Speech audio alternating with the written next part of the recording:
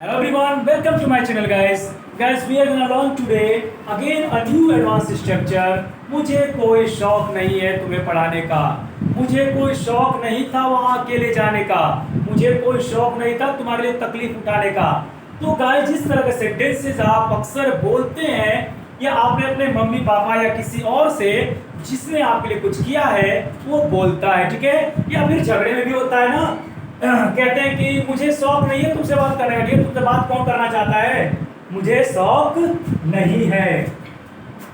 इस तरह के सेंटेंस जब आपको बोलना पड़े तो आप किसी का इस्तेमाल करते हैं, सब्जेक्ट इज एमआर या was verb not fond of ING form plus other words. देखने में बहुत लंबा फॉर्मूला लगा, लेकिन है कुछ भी। एक्चुअली मैंने क्या किया है कि प्रेजेंट और पास्ट दोनों को कंबाइन करके एक नया स्ट्रक्चर आपके लिए तैयार कर दिया एक ही में। देखिए, subject is MR, is MR का इस्तेमाल करते हैं कब, प्रेजेंट की बात करेंगे तब।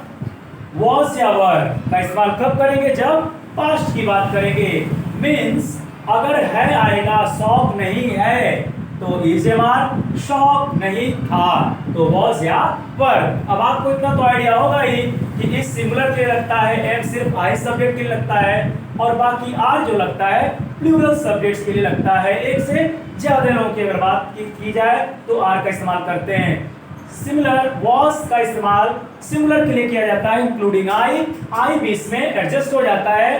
हालांकि आई यहाँ पे अकेला एम ले रहा था, लेकिन यहाँ पे आई सिंगुलर में जाके एडजस्ट हो गया। इसका कोई भरोसा नहीं होता है, आई कभी सिंगुलर ले लेता है हेल्पिंग वर्ब, कभी प्लूरल ले लेता है और कभी अकेला अपना हेल्पिंग वर्ब मांगता है, जैसे इसमें उसने अकेले मांगा, ठीक है।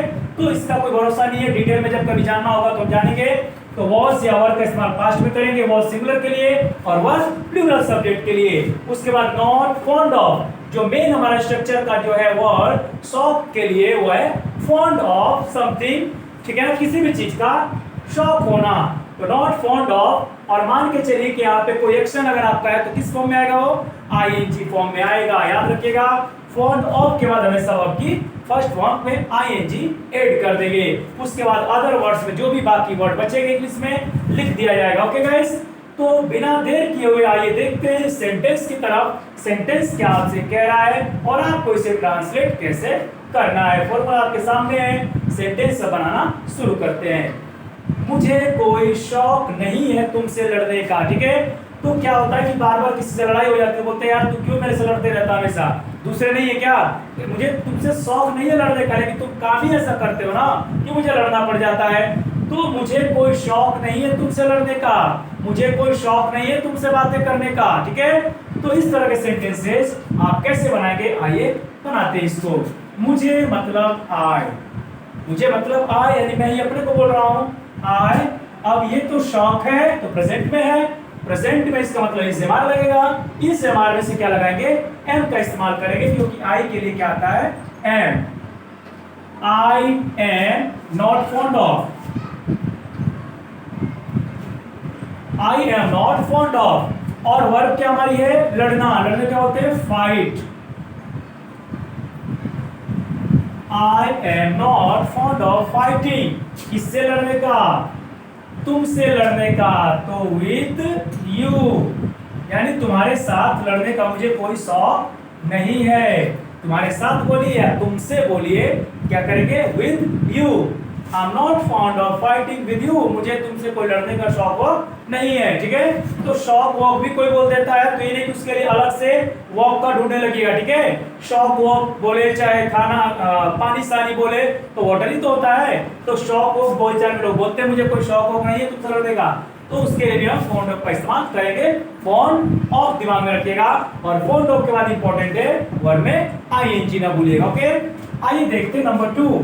उसे कोई शौक नहीं था वहां अकेले जाने का, ठीक है, वो अकेले जाता था तो उसकी मजबूरी थी, कोई शौक नहीं था उसकी, ठीक है ना। तो कहने का सेंस नहीं होता है कि एक कोई आदमी है रोज अकेले जाता था कहीं पे, रात में या दिन में जहां भी हो, जहां अकेले जाना उचित नहीं है। तो लोग कहेंगे कि यार क्या करने अकेले जाता है, वो क्या करता है अकेले जाकर, क्या बोलेंगे, उसे कोई शौक नहीं था अकेले जाने का, ठीक है ना, मजबूरी में जाता था वो, ठीक है।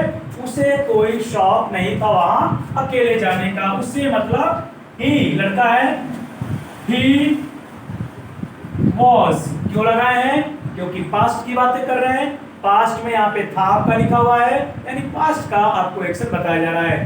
तो ही वॉज, और वो तो बाकी से भी रहेगा, not fond of. Okay, he was not fond of. अब वर्ब क्या इसमें गाइस? जाना। जाने को तो कौन नहीं जानता, गो मिस जाना, कम मिस आना। बच्चा जब शुरुआती करता है सीखने का इंग्लिश ना, तो उसे गो ही कम सिखाया जाता है, ठीक है। ही was not fond of going, कहाँ जाने की बात कर रहा है? वहां, वहां बस बताया गया, जगह का नाम नहीं दिया गया है, तो आप बस वहां के लिए देयर का इस्तेमाल करेंगे। He was not fond of going there. और कैसे जाने के लिए? अकेले। तो अकेले के लिए तो जानते ही हो, प्लीज लीव मी अलोन, मुझे अकेला छोड़ दो, ठीक है। अलोन का इस्तेमाल। He was not fond of going there alone, उसे कोई शौक नहीं था वहां अकेले जाने का। So that's all for today guys. आपने इससे क्या सीखा, मुझे कमेंट बॉक्स में जरा लिख के तो बताइए कि क्या आपने कुछ इस स्ट्रक्चर से सीखा है, कुछ नया। क्या आपको कोई कंफ्यूजन था जो आज आपने क्लियर किया है, तो जरूर मुझे कमेंट बॉक्स में लिख के बताइएगा। और गाइस, ऐसे स्ट्रक्चर और ऐसी जानकारियां जानने के लिए, सीखने के लिए मेरे चैनल को सब्सक्राइब करिए अगर आप नए हैं, ठीक है। और आप अगर सीख रहे हैं पहले से, तो लाइक, कमेंट करना, शेयर करना ना भूलिएगा, क्योंकि खुद के भले से अच्छा है कि थोड़ा दूसरे का भी भला कर दिया जाए। सो गाइस, मिलते हैं नेक्स्ट एडवांस स्ट्रक्चर के साथ, कुछ ऐसे ही रोचक तथ्यों के साथ। तब तक के लिए शुक्रिया। Thanks for listening and watching my video again. Thank you.